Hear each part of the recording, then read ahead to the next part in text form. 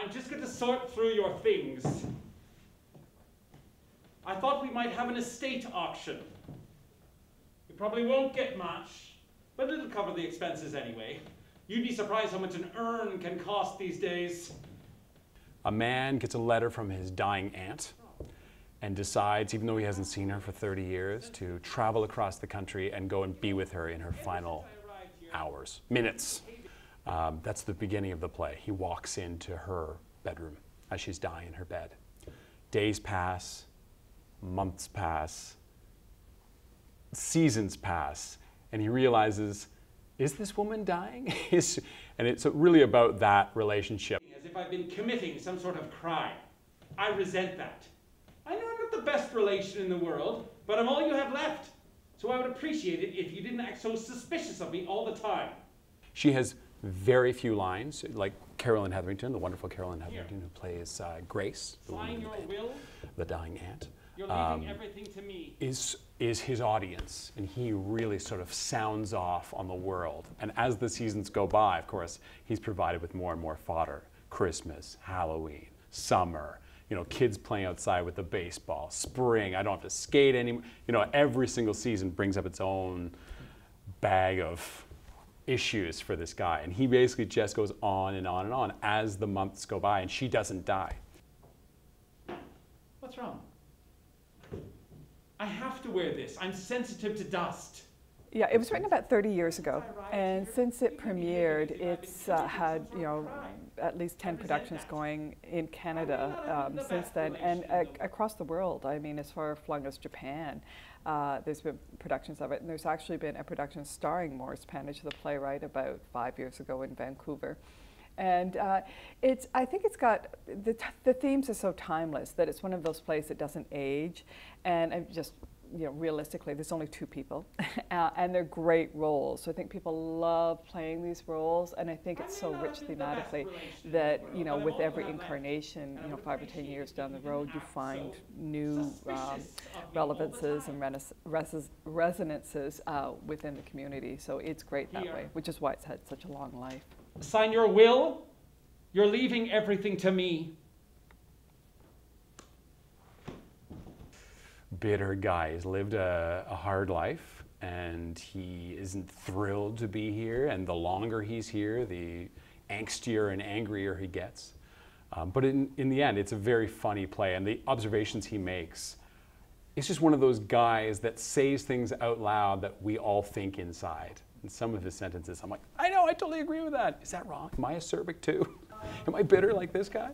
He's a cynic. The play itself, like I said, I'm working with Carolyn Hetherington, who is, I mean, she's been doing this for 40 plus years as a professional, and she is an absolute pro. She has, like I said, she has very few lines in this play, but she steals a whole bunch of scenes from me with like a single look and a glance. And working with people that are at that level, that quality, is an absolute treat for me as an actor and as a producer, like to bring people like that to the stage. I actually saw her in a play when I was in theater school in Toronto 15, 20 years ago. And, you know, to now share a stage with her is a very exciting experience for me, just professionally and personally. I was brought on as artistic director of Theatre Kingston in the mid-90s. And I did that for a while, and then I moved to England. And then when I came back, I was on the board of directors for a long period of time. And then I was general manager for a while. This will be, I think, the 8th play I've directed for the company, under 3 different artistic directors and myself. So I have a long history with it, and it's really nice to watch the theatre evolve and reinvent itself with every new person who comes in and takes over the helm, and just the breadth of the work that the company has produced. It's really exciting. I'm also the artistic producer of Theatre Kingston. I've been doing it now for about 18 months. This is the last play in my first season I programmed, which has been an incredible experience. It's been very fun, it's been incredibly tiring, and ironically, here I am in the last production on stage. So it's the first time I've been on stage in Kingston since I Am My Own Wife, that Theatre Kingston produced in 2009 in this space. And it's a bit of that. It's, you know, like what I've tried to do with Theatre Kingston is innovate with productions, produce really high quality stuff. So all the people that are working on this production, there are a lot of them, are really top-notch people. I really firmly believe that theater can be really exciting and really fun and really energetic, and really thoughtful and interesting, as long as it's working at its sort of peak capacity. And you know, in terms of innovation, that's what we've tried to do with Theatre Kingston. Every production has a new challenge for ourselves, but also for our audience. This one specifically actually is on a revolving stage. If you can see behind me, I don't know, it's in the round, so people sit all around, and every season it turns. And from what I've heard, it's the first revolving stage in the Baby Grand space. So it's, yeah, we just try and mix it up. You know, excite people so that they come in. It's not just about the play, but it's also about the experience. It's a metaphor. How it burns itself down into a kind of coagulated lump at the bottom. That's your body. But your spirit is the light from the flame. And when the wax is gone, the spirit.